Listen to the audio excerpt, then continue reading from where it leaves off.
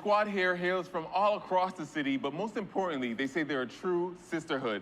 On the Lower East Side, Edric Robinson. New York Live! What they said.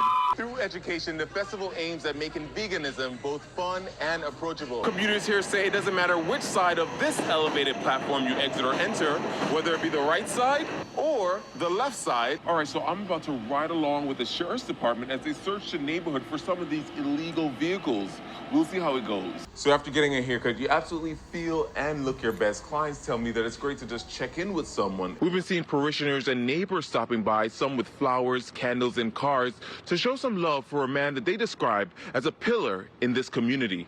Firefighters are still working on this building here behind me. Now I can tell you that we're not seeing the flames or smoke that we saw shooting from the top of this building when we arrived here over an hour ago, but you can still see crews here on ladders spraying water from above the building. They're staying in Harlem. Oh yeah, you couldn't blow me out of here with dynamite. And let me just say, you don't have to be Caribbean to have had a good time here on the Parkway, even though many of us are repping our Caribbean islands. And Rochelle, you and I, we would do this when we would capture the Black Lives Matter protests all throughout the city. So a lot of what he showed, we witnessed firsthand. Can you hear that? That's the energy. That's the energy that everyone's bringing. They're sending their good vibes. I mean, they're planning to take this all the way, Steph. You can't plan live TV any better than that. What is it? Is it a decade? It's pretty ambitious. After they get this funding, they're estimating that it's going to take approximately 10 years or so. But in the meantime, they want to get right to the Seaport area. Ahead of any festivities New Yorkers have planned this holiday weekend, the city's health department wants safety to be at the forefront of their minds.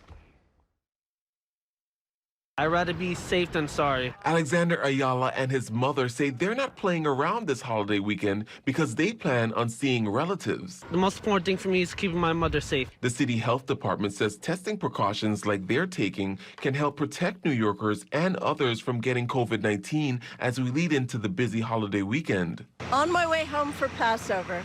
Tomorrow I'm going to go to another Presbyterian church.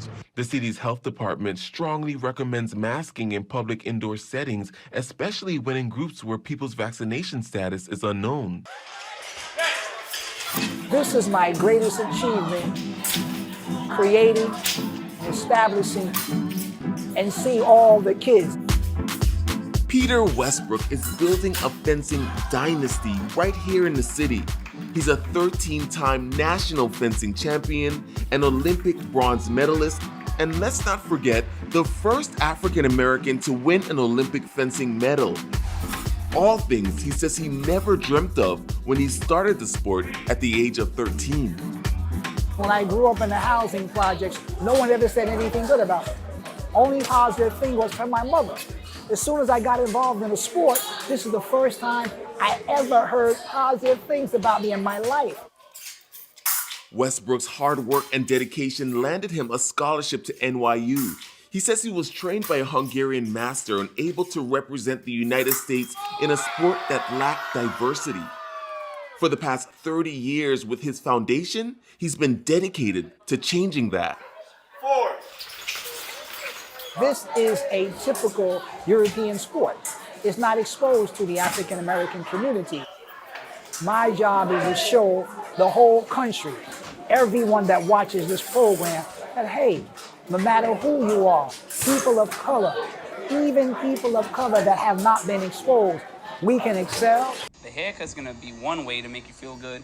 We gotta go deeper than that. Willis Sarango goes by the name Willis the Barber. He owns the barbershop Well Connected on the Lower East Side, going through dozens of haircuts a day. But since the pandemic, his shop has been focusing on way more than just haircuts and skin-deep beauty. They're now tackling the subject of mental health among men. As men, we try to put on this tough exterior, but the interior is falling apart. The shop received training from the Confess Project, which says it's the nation's first mental health barbershop movement, training your everyday barber to become advocates. And that idea was to train barbers to become mental health advocates, utilizing some of the same clinical skills that counselors use.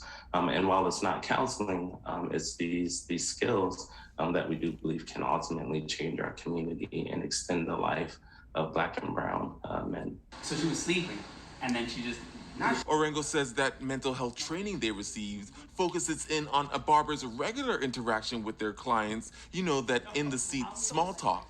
How's work? Ask questions about the kids.